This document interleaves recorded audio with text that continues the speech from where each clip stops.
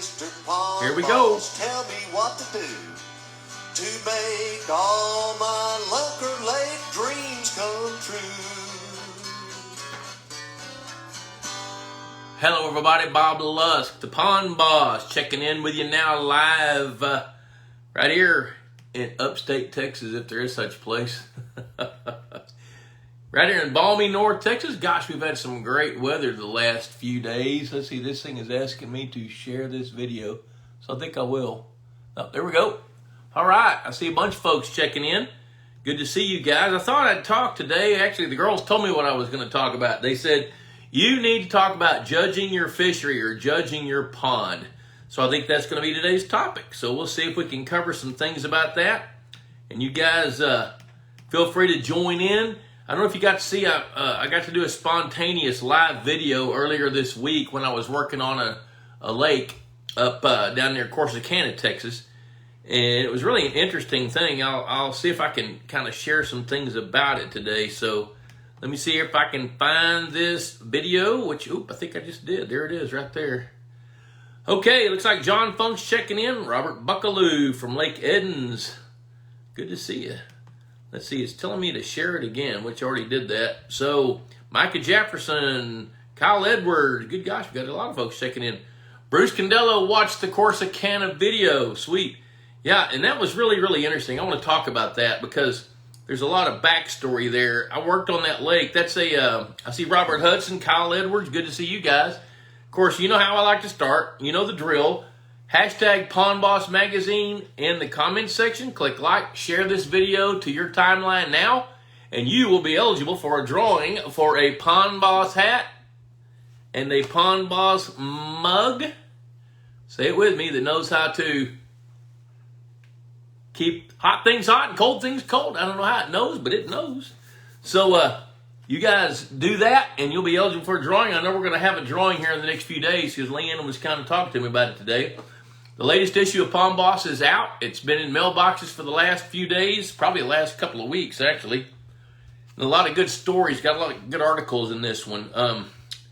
We talked about whether or not somebody should build a lake. Man, I've been getting a lot of calls from people that want to build lakes.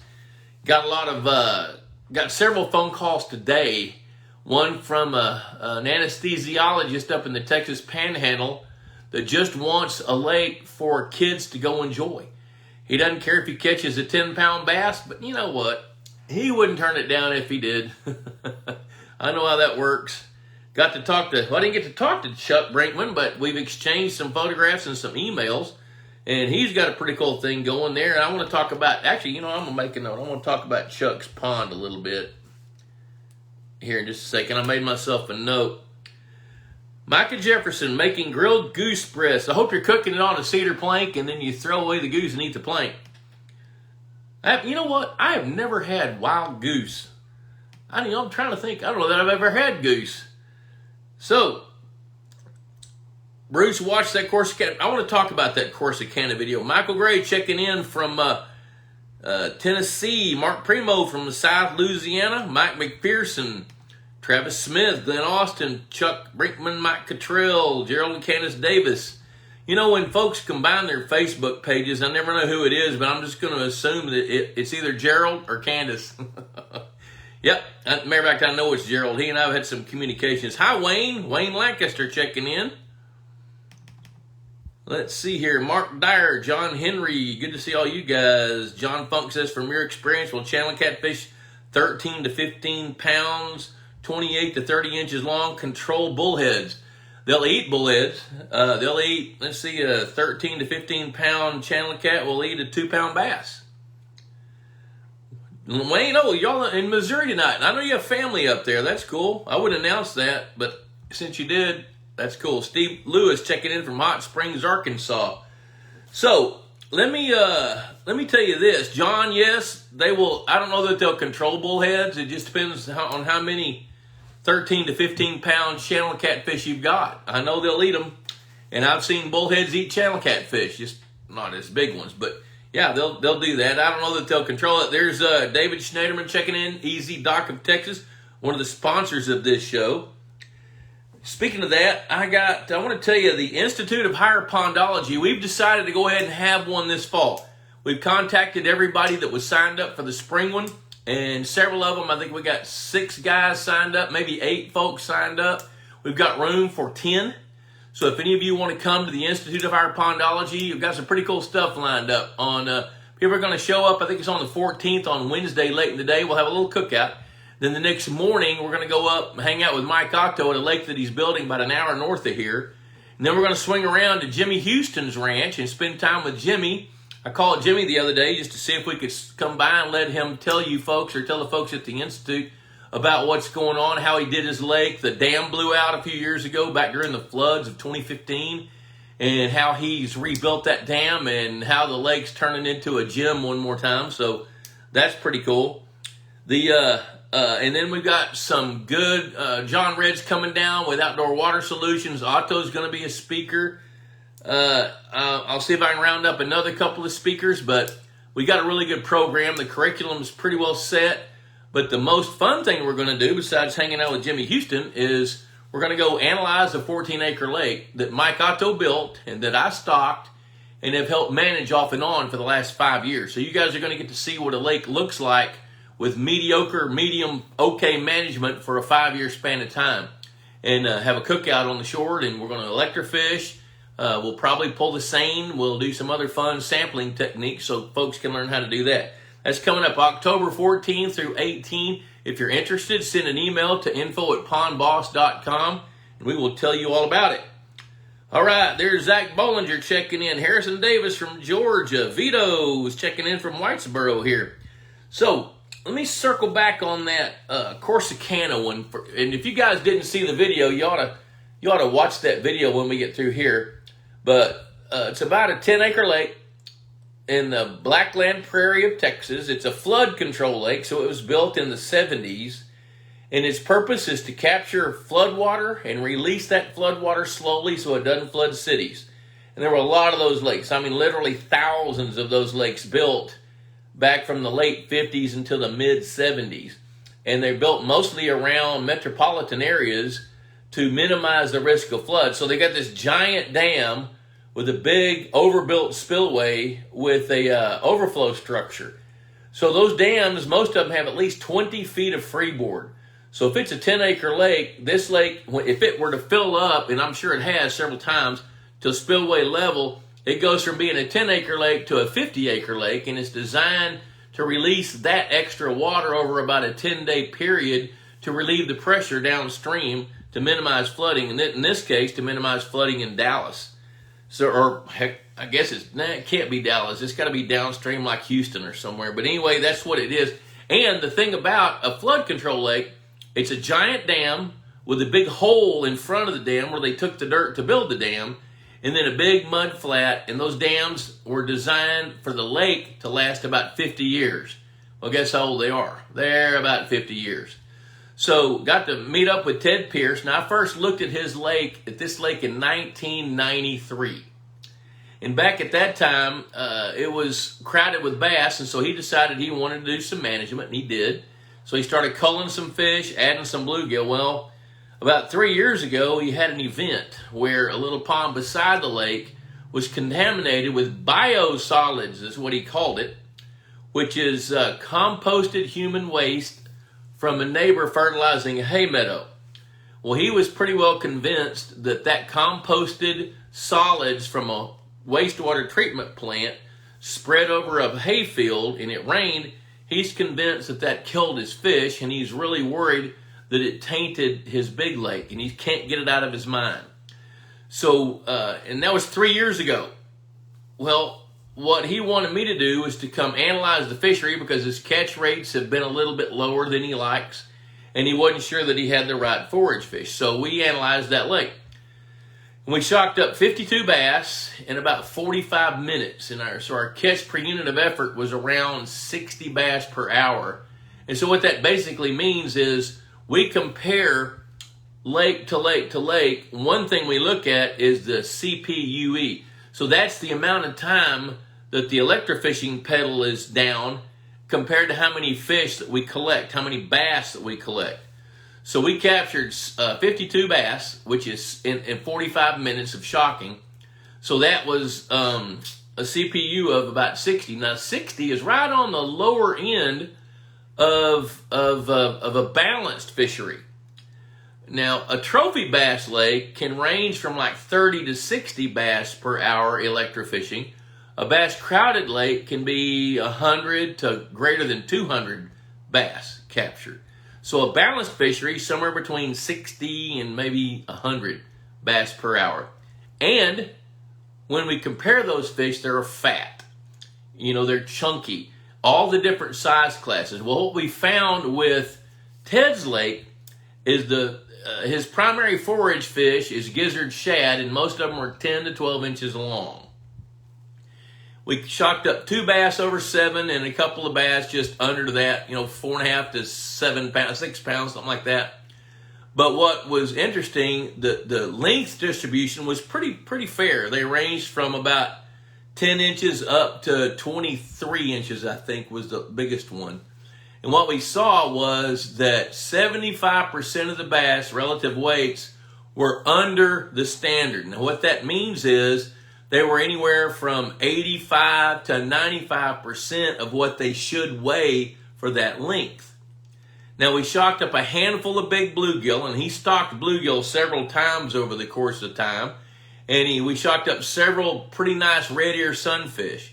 The water showed no signs of being unhealthy.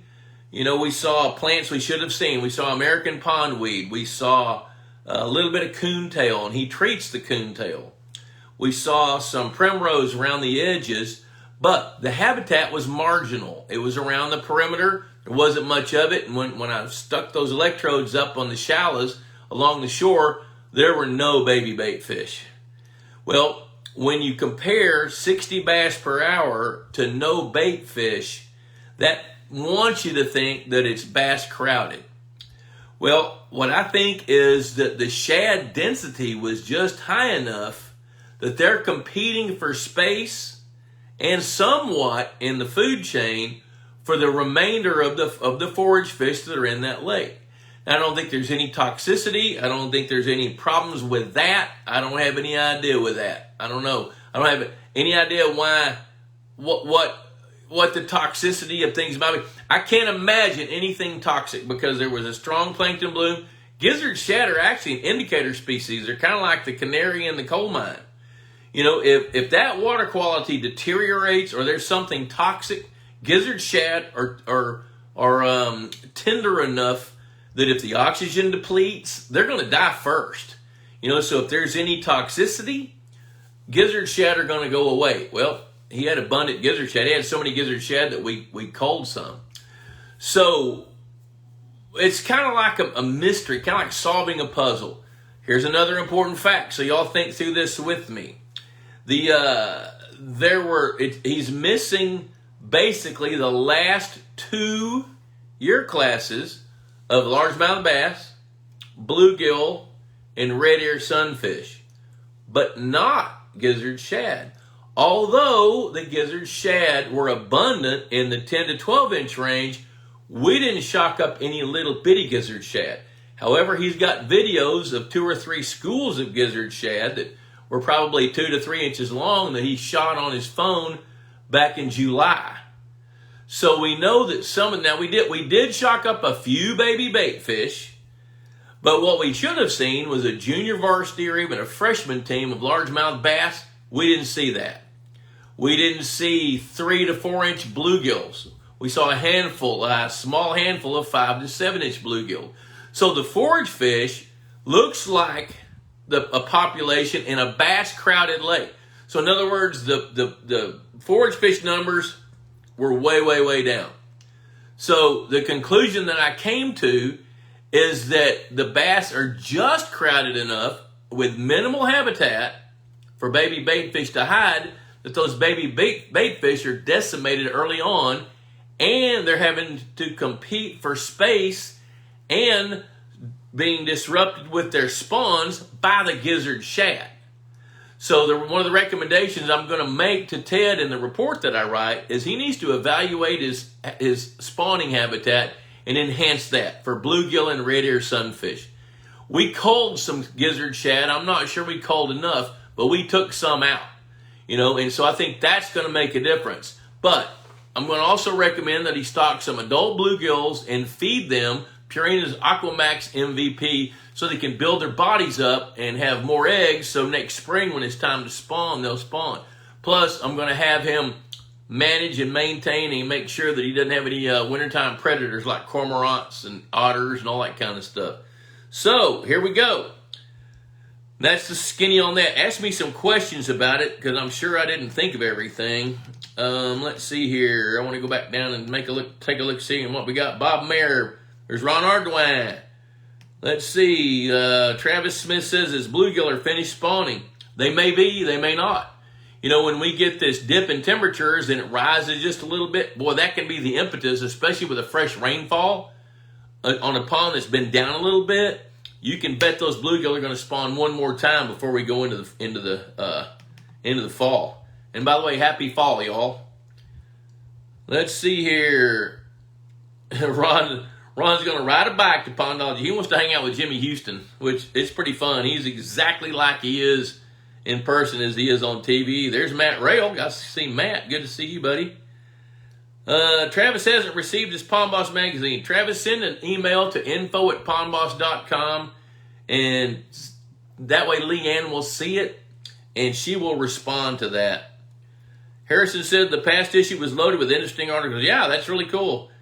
Jacob West, love to hear about results from electric fishing. Well, that's part of what we did. There's Steve Alexander with Private Waters Fishing checking in. Billy Birch. Hey, Billy. Chance Birch. Look at that, the Birch twins, and they spell it different. Good to see you guys. So, Chance, I haven't had a chance to really visit with Chance Birch yet. And I'd love to visit with Chance to see what he's got going on. You had Frost in Pennsylvania, Zach Bollinger. Yep, well, that's what happens when you live in Pennsylvania. You have frost. Hey, guys, don't forget, Pond Boss Magazine. $35 a year. Cheaper than a Friday night date. And it lasts a lot longer. And there's a lot more nuggets in here than you get at McDonald's on that Friday night date. He didn't say that, did he? McDonald's on a Friday night. I don't think so. So, let's talk about judging your fishery. How do you do that? I see Dan Reasoner checking in. Good to see Dan. Ken Dowd, howdy. Good to see you, buddy. Let's see what I got looking here. Okay. Judging your fishery. Well, I can talk about the different species of fish. We can talk about judging your smallmouth. We can talk about judging walleye. We can talk about judging tiger muskies. We can talk about largemouth, crappie, whatever. I think I'm going to start with judging a largemouth bass fishery. And if you guys are interested in going off in some of those other directions, write a note to me. Ben Ship is a newbie and he enjoys the magazine. Ben, you've come to the right place, buddy. All these folks that are watching here are knowledgeable folks as well. So join this community. And the Pond Boss community is a really substantial community. Matter of fact, there's Kathmandu, Ken Gramala checking in. Newt Mackey. Well, that's a cool name for a Facebook page, especially if you want to be incognito, Ken. Ken is one of the moderators on the Pond Boss website forum, which, there's a lot of resources for you guys. There's the Ask the Boss forum at pondboss.com. There's a lot of free articles. All these videos are archived at pondboss.com. So there's a huge resource out there and a big family ready to welcome you and talk to you one-on-one, even outside these videos that I post. So judging your fishery. Well, job one is, do you have happy water? If you got happy water, you're going to have happy fish. Happy water means that it's autonomous, that it's continuous, that its chemistry doesn't ebb and flow too much. Too much meaning that your pH doesn't shift and the alkalinity doesn't shift a lot, especially daily. The oxygen levels don't shift daily too much, too high, too low. So water is number one. That's the medium that the fish live in, so you've got to pay attention to water. Number two is the habitat. Like we're talking about with Ted Pierce's lake, I'm pretty convinced that and I didn't map his lake because that's not what he wanted to do. But what I'm convinced of is I'm convinced that spawning habitat for bluegill has diminished over time. He needs to revive that. Because if you don't have enough spawning beds for bluegill to do what they do in a largemouth bass lake, especially south of the Mason-Dixon line, it's more important south of the Mason-Dixon line than it is north for other reasons. If you don't have enough spawning habitat, add spawning habitat. Now, the way you judge your fishery is you weigh and measure some fish. You weigh and measure some bass. And then there's really only 4 fundamental circumstances in a bass lake. There's 4 of them. There's bass crowded. With bass crowded, the fish that you catch, your catch rates are high, the quality is low, and the fish are thin. So when you're catching 10 to 12 to 14 to 16-inch bass and you're weighing and measuring them and they're constantly underweight, that means they're underfed, they're overcrowded. That's an overcrowded bass fishery. That typically means there's more mouths to feed than the cafeteria has food. You know, and I've watched a bunch of guys try to money whip this by going out and spending dollars on bait fish. They'll do everything from buying fathead minnows to goldfish, you know, to more bluegills, to golden shiners, to tilapia in the spring or whatever. But in order to change a bass crowded lake, you got to thin the herd down. The longer, now listen to me, the longer a bass stays at a certain size, the less potential he's going to have for greatness later.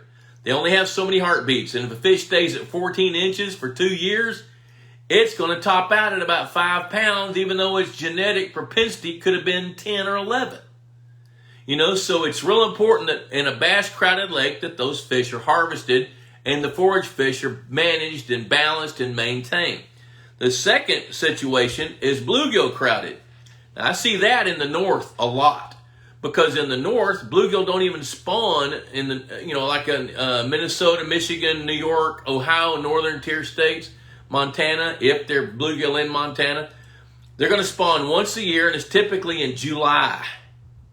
So they've got about a 75-day window from the time that they're hatched until winter starts.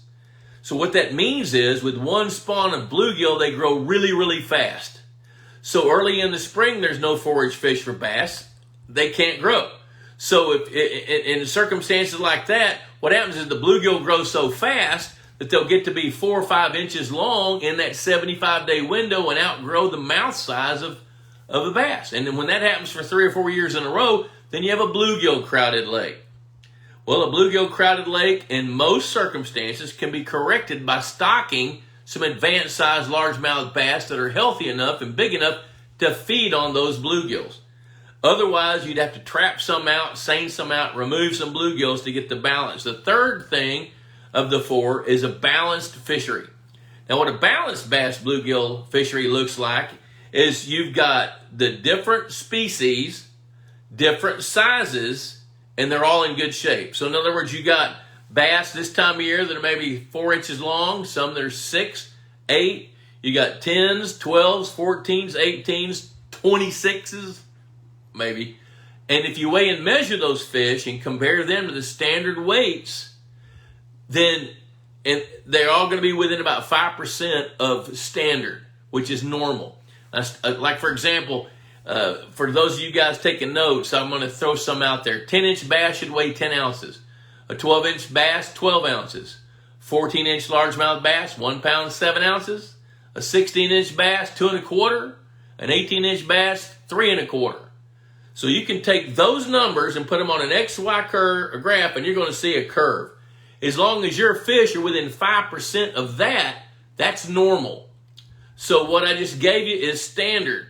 But normal or average it can vary either way from that, especially depending on the season. So a balanced fishery is when you have different sizes of the different species of fish, bluegill, red ear, largemouth bass, whatever's in there, and the different species of fish, you have the different size classes and they're all in good shape. Then the 4th circumstance is none of those 3, which is transitional. Now I see transitional states when there's been a flood, a drought, a fish kill, or a brand new stocked pond.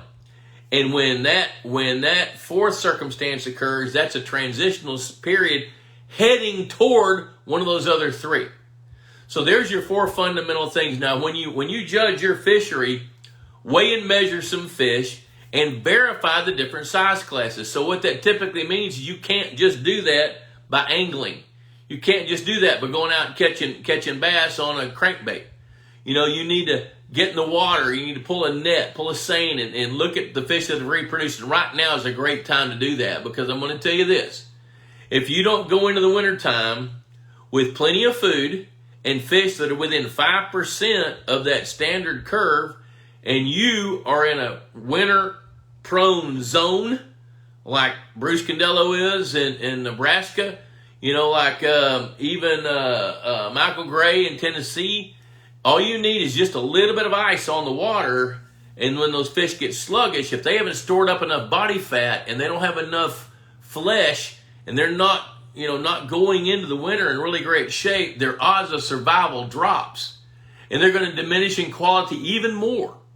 So right now, they're gorging themselves. They're going to do that for the next 6 weeks. So it ought to be fun fishing, for one thing. So go out and catch some fish and take a look at your fish and observe them. Now, when you're judging your fishery, not only do you come to conclusions about the fish, you got to come to some conclusion as to how did you get there. So if you're checking your fishery and it's balanced, how did that happen? Because you need to know that. You need to figure that out. It's because you had great spawns. You had the right amount of food for the right size fish at the right time. Think about that a minute. You got to have the right size food for the right size fish at the right time.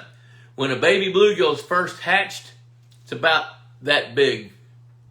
12,000 of them make 1 pound.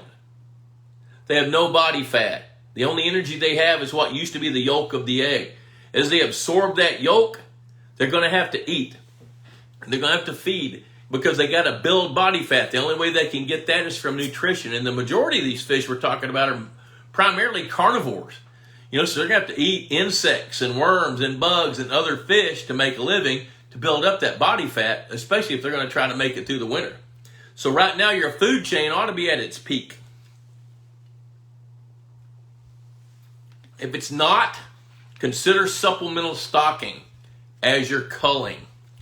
I think that's real important. So let's see here. Things have been sliding by me as I go here. Holy cow. Woo. All right, let's see here. So good to see Ken Gramala, man. I miss you, my friend. Mike Cottrell, the pond is full and got food plot in. I'm happy for. We had perfect rains, didn't we, Mike? Those rains were perfect. Debbie and I spent a little time in Granbury, so we weren't too far from you. We spent the weekend in Granbury over there, kind of scoping out the town and seeing what all was there. Let's see here. Dan Reasoner, hello, Bob, from the Wild West of Fort Worth, Texas. I spent a little time in Fort Worth in my life. Grew up there.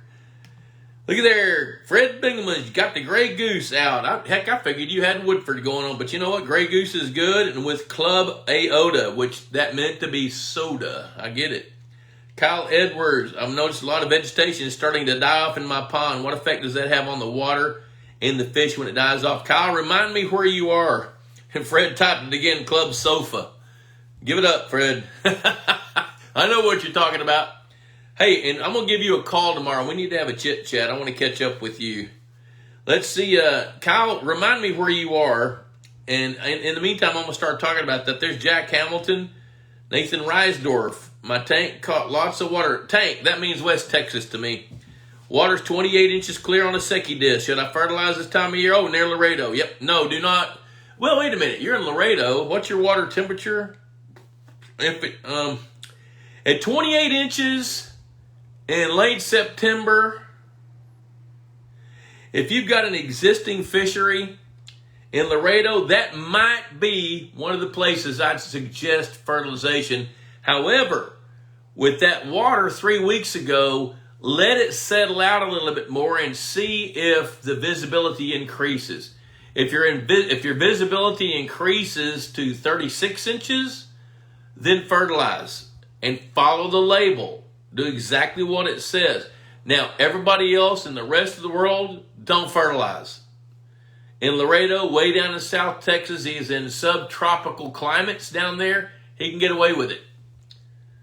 So let's see here. Let me go on down and see if we got a response here. Micah Jefferson, what's the difference for bluegills spawning north? Well, the difference, you know what? I'm going to come back to that in a minute. I'm going to go ahead and talk about Kyle Edwards. When the vegetation begins to go dormant and die, as long as you don't have ice cover on your pond, you're not going to have any issues, because as the temperature drops, water's affinity for oxygen goes up. You know, so you're not going to lose fish, because as this vegetation dies, it doesn't all die at once. It starts to go dormant, then some of it dies, some of it goes dormant. You know, some of it decomposes. As it decomposes, it goes through that process slowly as the temperature goes down. So that's part of the natural processes. I don't think I'd worry about it right now, but now if you're prone to have ice for prolonged periods of time, then I would see if I could dig some of it out, Kyle. I don't know how big your pond is, but you can sure buy a vegetation rake and jerk a bunch of that out on the ground, and some of that depends on how much vegetation that you have. All right, let's see here. Michael wants to know what's the difference for bluegill spawning. Well, here's what's going on north of the Mason-Dixon line. The window for bluegill to spawn is when water temperatures range from about, I'm going to tell you, 58 or 60 degrees up into the lower 80s. They're going to spawn in that temperature. So here in Texas, we probably got, even in North Texas, we probably have 300 perfect growing days in a row for bluegills to reproduce. So they're going to reproduce and pretty much have a rolling spawn here through the course of the year. And some of those girls will have 5 batches of eggs. So what happens is that they'll typically spawn in phases of the full moon. So every time a full moon rolls around, they're going to spawn again. Most of the time, except when the water gets really, really hot in the shallows. Now what happens is bluegills spawn, then they spawn again, then they spawn again. Here where I am, I've seen as many as 5 spawns through the course of the year. Whereas in northern tier states, the ones I mentioned earlier, bluegill don't even live in Maine, for example. And as a matter of fact, they're against the law to have in Maine. But you might get 1 spawn. And when you get 1 spawn, and there's 75 perfect growing days for bluegill, they're going to go like that. And they're going to grow really, really fast. Because there's minimal numbers of them. They're spawning at an opportune time, which the water's warmed up to that temperature. And so you've got basically a shorter growing season, so you're only going to get 1 spawn in the northern tier states. So now, if you're feeding bluegill in the northern tier states, we ought to have that conversation later, but because you got to be picky about how you feed bluegills in northern tier states, you very likely can get 2 spawns. If you do that, then you're providing more bait fish for bass, truly, because part of their growth rate is inhibited by the numbers of bluegills, believe it or not. So when you have a whole lot of them competing for space and for food, they don't grow as fast. So here in Texas and the southern states, when you get a lot of spawns, they don't grow quite as fast as they do in northern tier states where the numbers are lower. And when we get to the Mason-Dixon line, like in Lincoln, Nebraska, 2 spawns is common, sometimes 3. You get down in Oklahoma, 3 spawns are common, sometimes 4. You know, so when you look at those latitudes, that's going to tell you about how many times a bluegill are going to spawn through the course of a year. Ken Dowd, Bob, I found 6, could be more bryozoans in my pond. I've gotten lots of phone calls about bryozoans lately. Everything I've read says they're good for my pond. What are your thoughts? Well, I'll tell you exactly what my thoughts are. They're another one of those indicator species. Now, a bryozoan is kind of a cross between an animal and a plant. You know, they're stationary, so they're having to filter their food from their water, but they process it like an animal does. They don't process it like a plant does. And what a bryozoan is, if you guys haven't seen one, look one up. It's pretty cool. It looks almost like a brain clinging to a limb. You know, and it's just a jelly-like mass, but when you touch it, it's really firm. You know, it's like really firm Jell-O.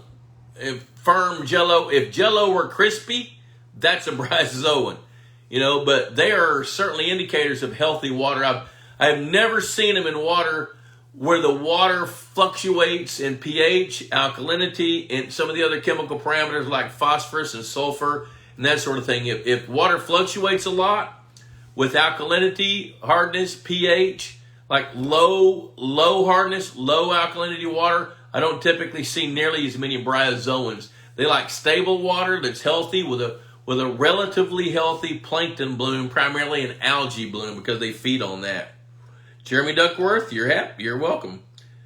Okay, Nick Pittman, that's a log. Okay, that's good. Kyle Edwards, Northern Mississippi. Okay, Kyle, you know what? Northern Mississippi, when the plants die, you're not going to have nearly the issues you would if you were another 200 miles north up in like northern Arkansas or getting into southern Missouri. Robbie Milam, the last few bass I've caught are bleeding from the gills. Hooks are in the mouth, located by Commerce. Bleeding from the gills. I need to see a picture of that, Robbie, because when fish are bleeding from the gills, there's only a handful of things that can cause that. When you get a minute, look up hamburger gill, which I don't see that in bass very often. You see it in catfish all the time, but that's from a parasite. What typically happens if bass are bleeding from the gills and it's not from an injury where you're hooking it and you're catching it, if they're bleeding from the gills, it's typically because there's something wrong with the water and they're getting burned. Now, I see this time of year, it's not uncommon for water quality to deteriorate, especially in ponds that people are pushing. You know, when they're pushing a pond to make it produce more fish, you know, with feeding and with fertilizing and not culling a lot of fish and temperatures going up and down, I can see where toxins build up, natural waste byproducts of feeding fish, or if you don't have a lot of flushing rains, I can see there's times that toxins build up and can get to the point where it burns the gills of the fish. That can cause them to bleed. But it's not common to see fish bleeding from the gills unless they're injured. Holy cow, it's only 7:06. I thought it was later than that. Talking so fast.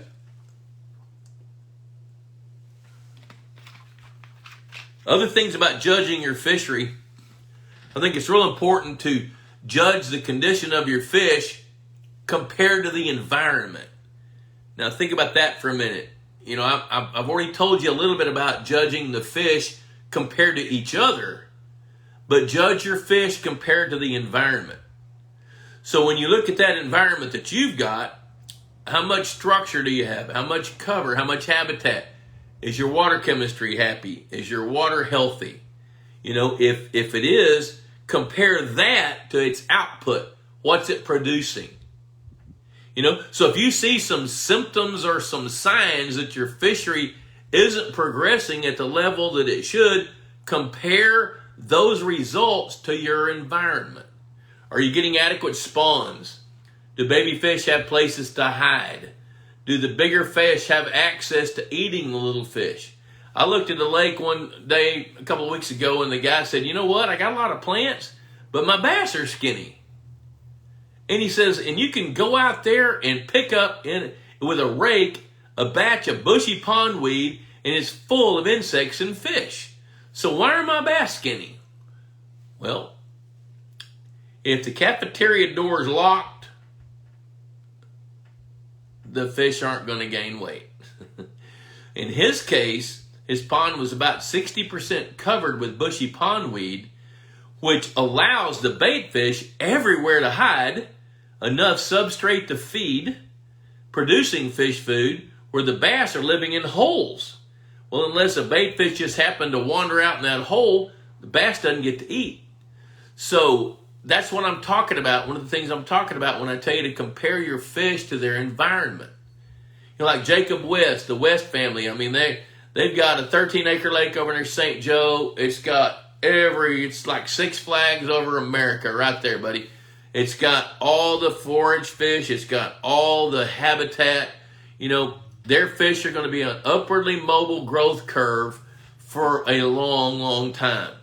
And at some point, it will level off. When that happens, then we're going to need to see why. And it's probably going to be fishery related because it isn't going to be habitat related. So when you compare your environment, look at the amount of vegetation you've got. Look at the perimeter of the lake.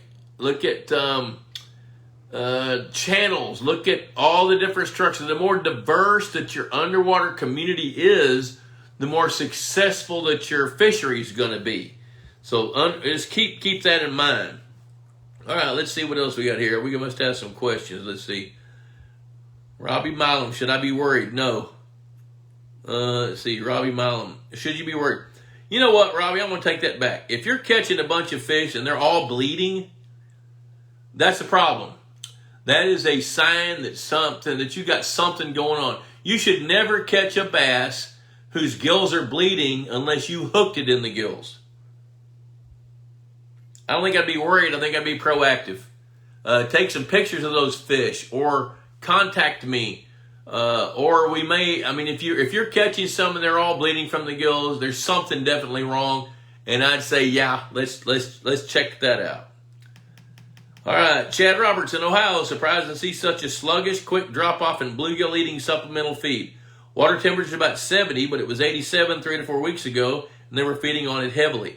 They're going to be more cyclical. 70 is a perfect temperature to be feeding bluegills. And also, I'll tell you something else, Chad, that could be going on, because when you go from 87 to 70, that's perfect bass feeding temperatures.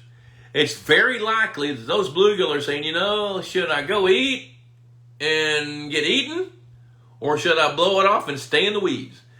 So I can see when the water temperature gets to be 70, the predators are really out there on the prowl, and they're going to be feeding heavily on those bluegills. So one thing you might do is switch your feeder over to shallow water and see if they're over in the shallow water. They're going to be there, but they're not. The reason they aren't feeding is not because of the temperature, because that's prime temperature for bluegill to feed. I think that's behavioral, very likely because the predators that eat them have gotten way, way, way more active. Those predators know they got to put on some fat before winter. Their mama didn't teach them that. They just born with it. Chris Horsley, Bob, I have 2 white herons and 1 gray heron walking the shoreline on my 4-acre pond where the spawning beds exist. How much can 1 heron eat? Do all 3 of these birds need to be eliminated? I tell you what I would do, and that is a little bit of a conundrum. I'll have to tell you all a story. When we first moved to LL, 2, which is actually, I guess, LL, 1, back in 2003, and we built a pond and started feeding bluegills. We built a swimming pond right beside the house. Those bluegills grew like crazy. Well, I guess about 2004, I was in upstate New York working on a project up there, very cool project. And the queen called me one day. I called her princess back then. I had to elevate her to queen to get her to be more like a queen. Oh, no. I'm dead. Debbie, I hope you're not watching, honey. I love you. So, anyway, Debbie called me one morning. She was having coffee, sitting in a chair, looking out over the pond. The feeder had just gone off, and a great blue heron had just caught about a 4.5 or 5 inch long bluegill, a young bluegill, and ate it. Drug it up on the shores, pecked the snot out of it, and then was finally able to swallow it. And so she called me. She said, "Where's your gun? Where's your shotgun?" I said, "Well, why?" She said, "Well, there's this big, tall, gray bird out there just caught one of our bluegills and it ate it."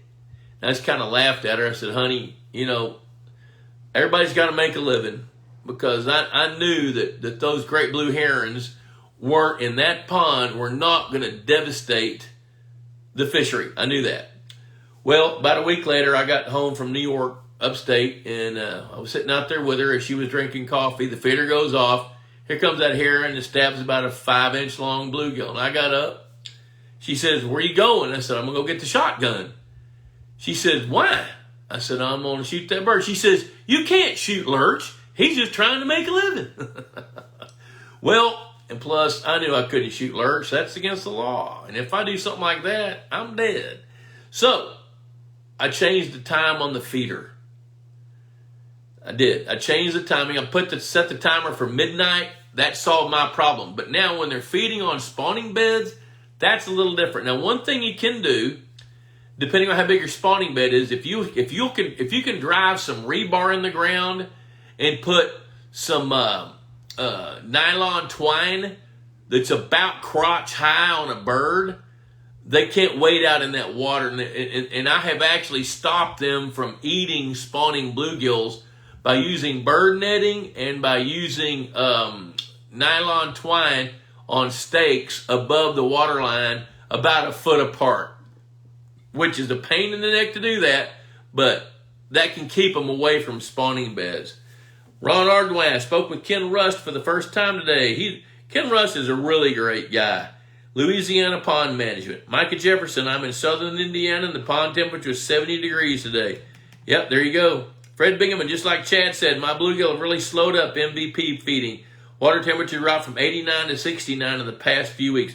And that's gonna be the case for a little bit. And I bet you it's more related to predator fish activity than it is bluegill activity. I think as the bluegill at 70, they're still going to be feeding. They're going to feed until the temperature drops down below 50. But I bet you it's because predators are in the room. So one thing you might do is change your feeder time to like midnight. Bluegill will adjust to that if the bass are not feeding at midnight. Chance says, does it make sense to add about 300 bluegill to a 2-acre pond going into winter for bass, or wait to spring before they spawn? I stocked about 204 years ago. Pond is outside Tuskegee, Alabama. Chance, I'll tell you this. It will do no harm to stock 300 bluegills, but I would stock them at least 4 to 5 inches long. And that way they can get adjusted and acclimated to your pond and begin to develop eggs before next spring. Chances are if you go buy some bluegills in March or April, they may spawn, they may not. Now if you just want to feed the bass, I wouldn't go buy bluegill. That you don't get a good bang for the buck for that. I'd be culling a few bass, making room for bluegills. I'd stock some bluegills that are at least 4 to 5 inches long. Get in touch with American Sportfish Hatchery outside of Montgomery, Alabama, and they'll fix you up with some fish. There's Jerry Siebert checking in from Oregon. All right, Trey Carpenter. There's Trey. Good to see Trey. Trey's a retired wildlife biologist down in Burnett, Texas. He says, I told Harold Arms that I like some vegetation for waterfowl and for baitfish to hide in.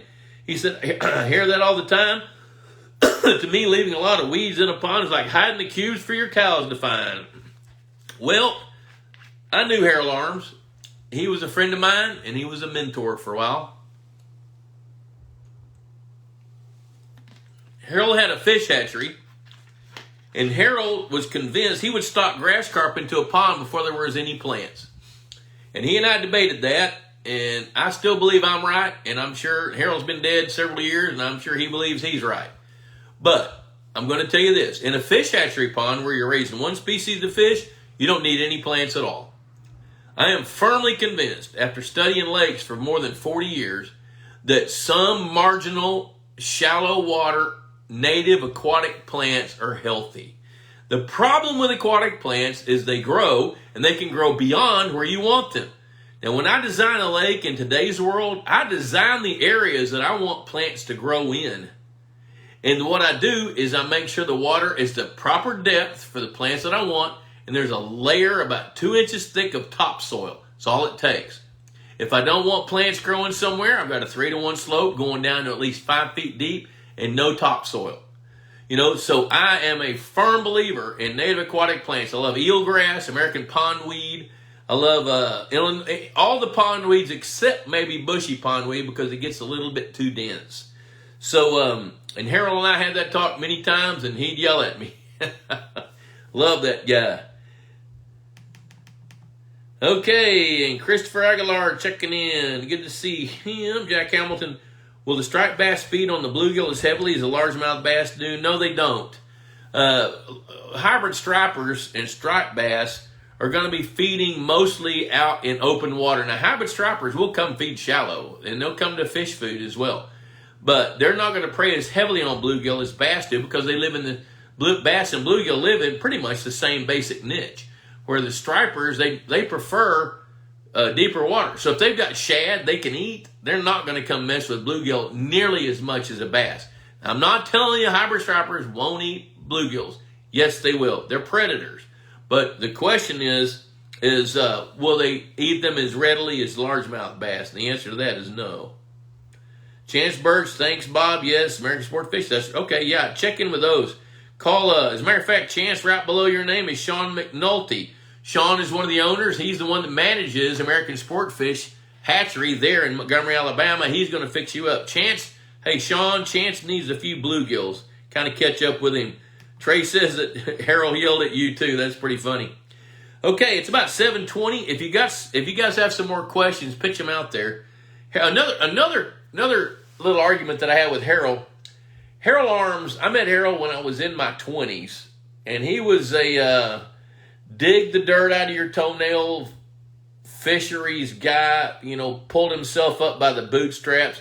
He had a bait route and a bait company where he sold golden shiners and all the different live bait to different bait dealers around several lakes west of the Metroplex in Texas. So he was self-made and self-taught, and he had probably the most innate ability to understand fish of most people I've met.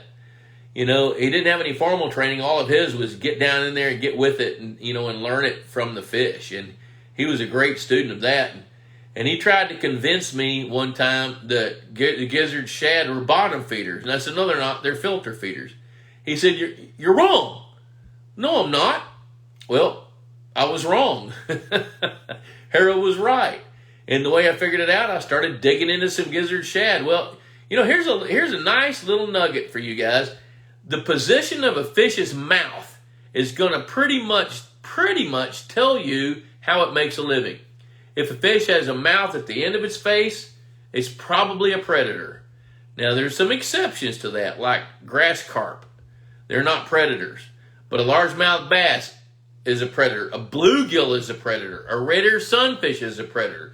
A green sunfish is a predator. If a fish is subterminal or under its nose, it's a bottom feeder. That's carp. That's gizzard shad. That's buffalo.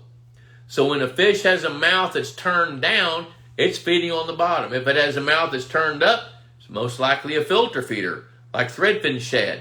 When threadfin shad open their mouths, they're filtering in their feed. A paddlefish is a filter feeder. Its rostrum, its nose, helps keep its mouth open. So even though its mouth is kind of at the end of its face, it's turned up as it swims through the water, filtering its food. Ken Gramala here. Ken says, after we moved into town, I started having a new worm bin. They're having continuous gluttonous orgies. I'm processing that visually there, Ken. Processing that visually. I'm obviously not fishing enough because just $1 store cheap foam cooler has a few $100s worth of really fat, usually pregnant, big red wigglers. Uh-oh, I lost it. Here we go. Public water, big bluegill, huge red ear, and channel cats love them. Yes, they do. Sound like you need to go fishing. Let's go fishing. Christopher Aguilar, South Louisiana. Yeah, my big pond is chocolate colored versus my small pond is only stained. And a lot of times when you have bottom feeders like gizzard shad, they can muddy the water up. And that's actually where Harold and I started our argument, or where I started an argument with him, and I was wrong, is Harold was convinced that a pond was muddy because of gizzard shad. I wasn't. Well, I went and helped him routing on that pond, and it was overloaded with gizzard shad. And 2 hours, kid you not, 2 hours after we killed those shad, that water was clear. They were stirring that water up. All right, let's see here. Who's next? Trey says, I like shallow water for other wildlife. Yep, I believe that. The problem in Texas Hill Country is clear water, lots of weeds. Ponds that stay full have a spring or something and constantly need fertilization to keep a bloom going. That's true, and that's a little bit of a chore in Central Texas with spring-fed ponds, or anywhere with spring-fed ponds, because when you fertilize them and they're continually flowing, that means that your fertility is flowing downstream, which means you got to be paying attention to that water clarity in order to keep the bloom going, which means you got to fertilize more than once in water like that. Jack Hamilton says, tilapia seem to have taken over the feeder. Is that normal? It is my first year with tilapia. And they've grown really large this summer, and they're good eating. I tell you what, yes, that's normal, but here's what's getting ready to happen, Jack, is when the water temperature gets down into the 60s, the tilapia are going to get sluggish and they're going to stop feeding. Now, this is kind of a cool factoid. Tilapia, their flesh is interspersed with little vacuoles of fat. And what happens when that fat starts cooling down, it makes their cells not metabolize as they should, and it causes their muscles to not be so mobile. So they get real lethargic, and then some physiological things go on pathologically that cause them to die when the water temperature drops. So in Texas, Mozambique tilapia are the ones that people use. They die at 52 degrees. So by the time the water hits 60, they're getting really sluggish. So if you can catch some tilapia now, eat them. Because if you don't, they're going to die. Now, tilapia are not easy to catch. You can catch them on those pellets, especially if you moisten the pellet and mix it with a little cornstarch and things like that. You can catch some tilapia, if you will. Yep. Chris, been working my tail off to do. Yeah, you know what? Plus, I don't know how that hurricane affected you and how much rain you guys are getting now. So let's see. There's Fred Bingaman saying hello to Ken Gramala. He's a good guy. He loves country music. So does Fred and Connie. They love country music. As a matter of fact, they love country music as much as anybody I've ever met. Well, all right, folks. I'm going to get ready to wrap it up at 7:25. So I hope you've gotten enough information to judge your fishery. Judge your fishery by weighing and measuring some fish. Drag the seine through the shallows and see what kind of reproduction that you've had this year from the different species. Look at the different sizes of the different species of fish that you've got. That might mean you need to go buy some sampling equipment. Go buy a fight net. Go buy a longer seine from Memphis Net and Twine, something like that. And you can also observe them with a cast net coming around the feeder. Throw a cast net on top of your fish. Don't do that a lot because that'll retrain them to not eat. You really want them to get as much nutrition as they can going into the winter. Let's see. Travis Smith says this Texas hunter feeder is full. You know what? Christopher says the worst hurricane season. You know, I have not said thank you to Purina Mills yet. I better do that. Let me do that real quick. Thanks to Purina Mills. They sent me this cool face mask. Everywhere I go, I got the checkerboard square around my neck now. Sometimes I use it, sometimes I don't. But Purina Mills, Aquamax line of fish foods, the best out there. Texas Hunter Feeders, thank you for sponsoring this show as well. I love those guys, and I love their products, and I love their customer service. All right, so looky there. There's Dan. Thank you. Good deal. Hey, Vito, you stuck around the whole time, buddy. I love that. Thank you for doing that. I do really, really appreciate you guys watching this show. Now, remember, hashtag Palm Boss Magazine in the comments section. Click like. Share this video to your timeline. You're going to be eligible for a drawing for a Palm Boss hat and a Palm Boss mug. And by the way, I've told everybody the last 3 shows that once we get 10 people that have signed up, bought a subscription to the magazine online through the website, make a comment, you know, hey, I saw this on Bob's show or saw this on Facebook Live, something like that, then you're going to be eligible for a drawing for one of these little lure kits that Texas Hunter sent. They're doing some cross promotion with Pradco's different baits. So I've got a handful of these. I know that Wayne and Josie, y'all's is on the way. And actually, when I've got 10 subscriptions, we'll draw for 2 of these. So you got a 20% chance of winning, which I'd take those odds. Heck, I may go sign up for one myself. Palm Boss Magazine, there it is right there. $35 a year, cheaper than a Friday night date. All right. Christopher Argillard saying goodbye to Felicia. How sweet. I like that, Chris. You're a good man. Take her some boudin. You'll win her heart forever. Ron's telling him to go to bed. Ben Ship, thanks, Bob. Put out some good information. Thanks, guys. I deeply appreciate that. So, even though we've got a couple more minutes, I think I'm going to wrap this up. Tell you guys good night. Thanks for watching, and we will see you next Wednesday, probably from right here. So until then, thanks for watching. Adios.